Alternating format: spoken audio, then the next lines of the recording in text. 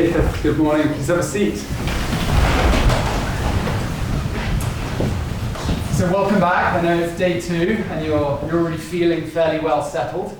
And despite that inner voice that sometimes says, I just wish there was another week of break, I think for the most part, reading the energy levels yesterday, you were all pretty pleased to see each other. And I think hopefully probably some of your teachers as well. And just to get back into some sort of a routine after the holidays that I know can often, you just sometimes don't know what time bedtime is or what time you're going to get up. And sometimes it's nice to have that stability or that structure. We have to welcome a few students this morning to start with. Okay, so I'm going to ask them to stand briefly.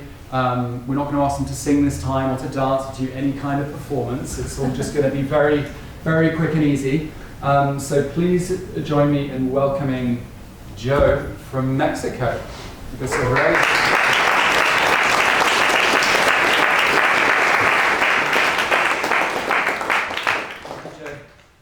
And last night, flew in and landed and arrived in Denny House. We have Jack from Mexico. Where are you, Jack? Here. Not here right now. No, he's in a shop with John. Getting the uniform. Yeah. Look out for Jack. Give him a round of applause.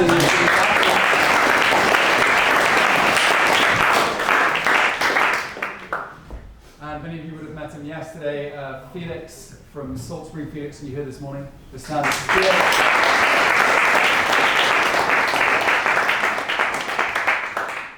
Thank you very much. So, how many of you received some sort of a voucher or perhaps some money or something over the Christmas break, and then you had to either go online or you had to go to a store and try and find it and buy something? Anyone there? Anyone do some sort of Christmas shopping, post-Christmas shopping? 4 of you. 4 of you. Right.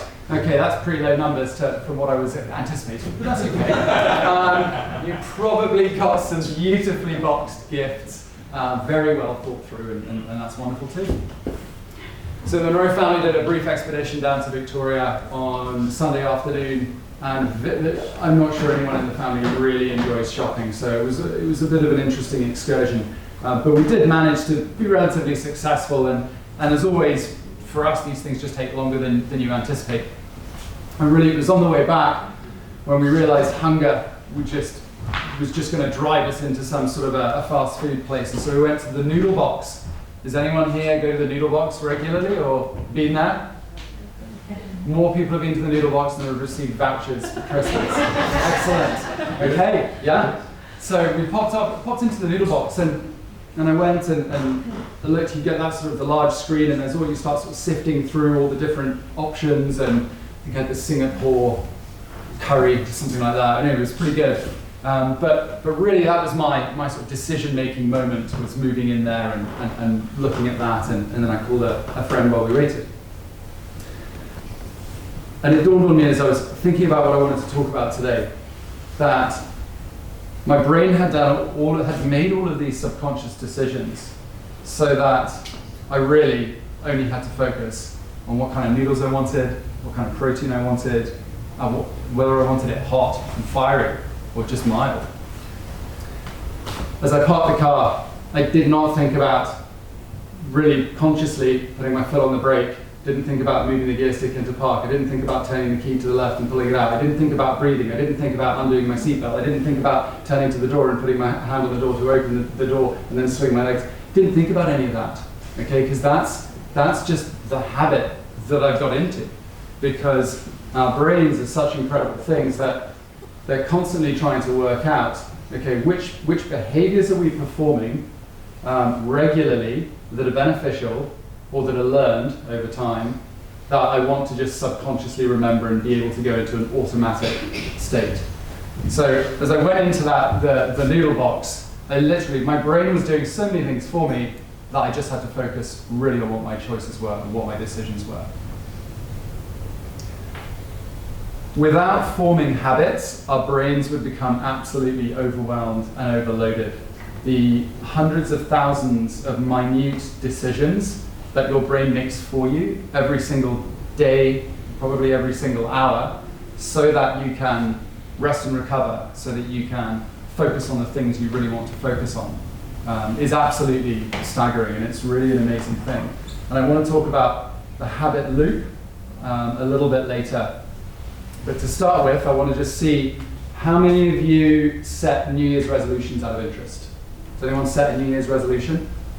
Okay, a few of you. Thank you, yeah. So sometimes the start of a new year yields some goal setting, and you think, right, this year I'm going to do this. I want to get these behaviors incorporated into my week or into my day. And as we do that, we probably have done some sort of assessment of, okay, what are my current behaviors? What is it that I want to change? And so you've tried to identify either some goals from the past or some habits in your daily routine that you want to try and adjust. And we can all change our habits, but it's actually understanding a bit more about the habit loop and what that looks like is going to help us visualize what that day-to-day process is going to look like and how we can make those changes. How many of you have tried to reach a goal or tried to change a habit and failed?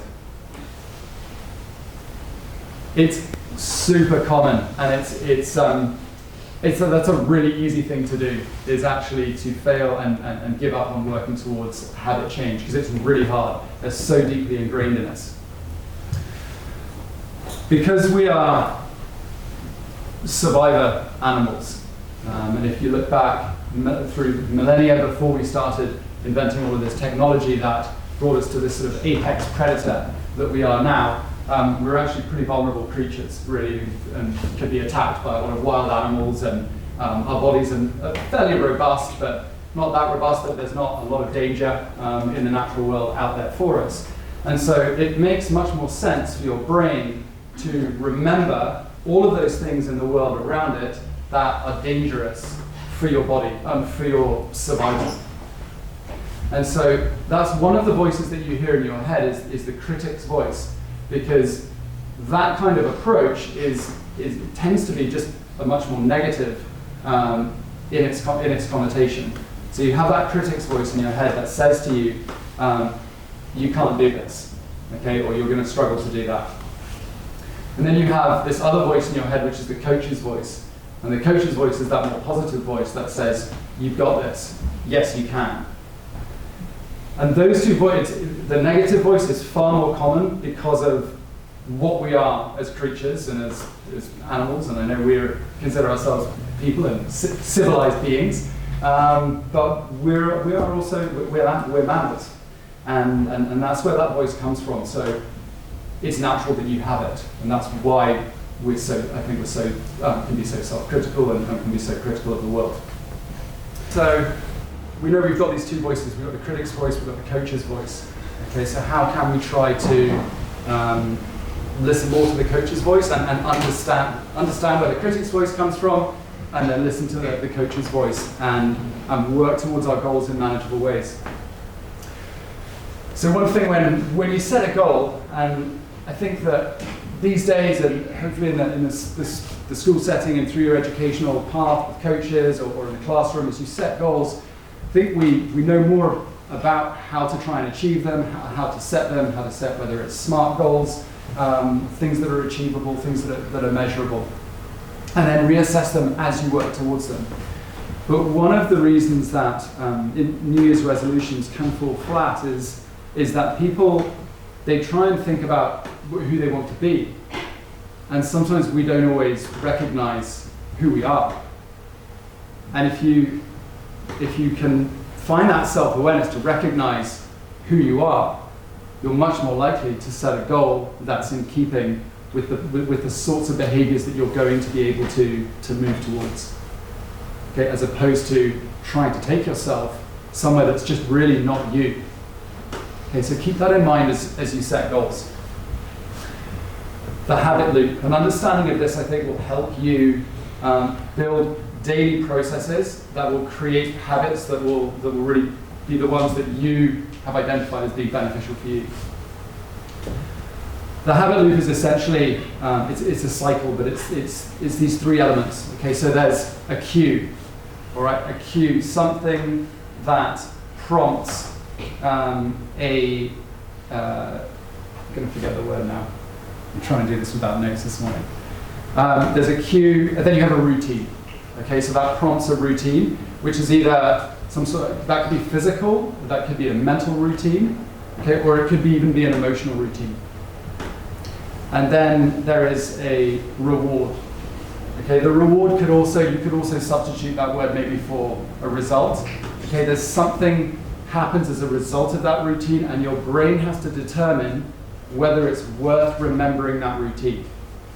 Okay, now sometimes we can perform routines that, again, going back to that survivor piece, that are really just convenient for us. Okay, but convenience is not always going to be in your best interests.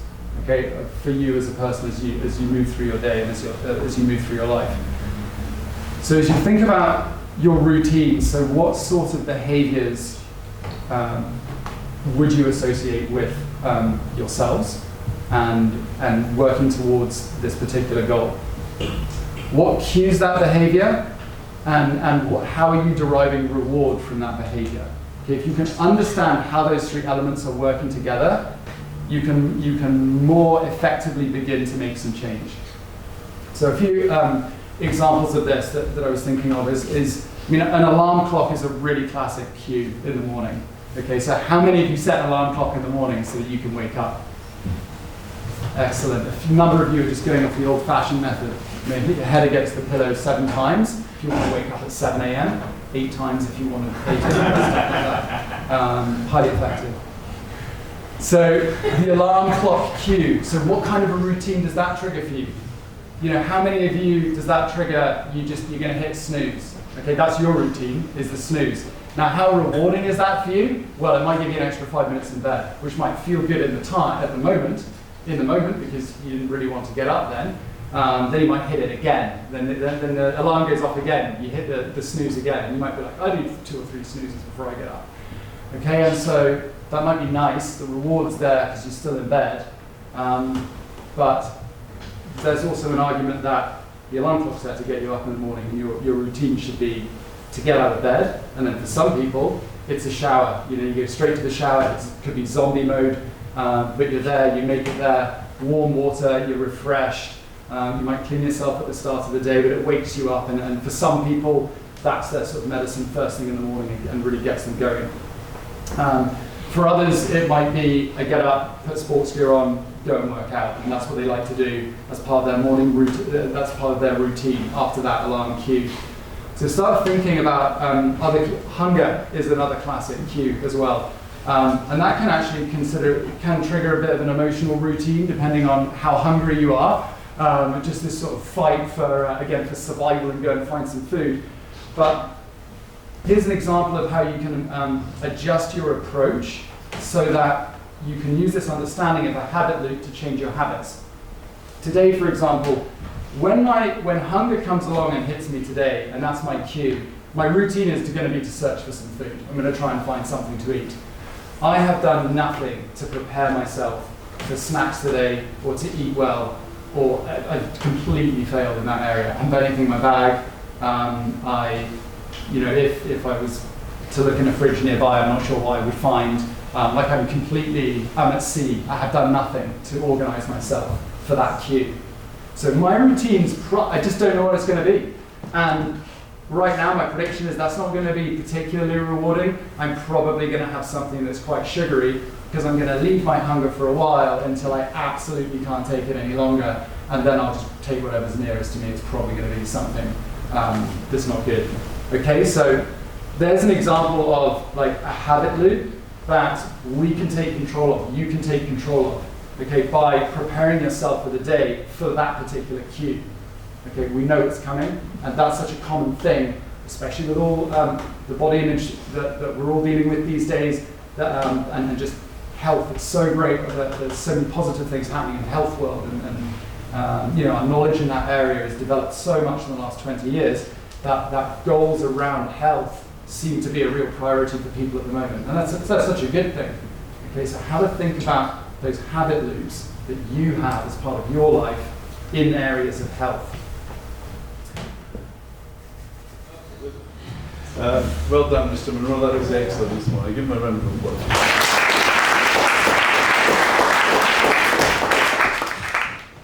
good bit of humour and a really good message if you were listening. Oh, Happy New Year, by the way. I haven't seen most of you.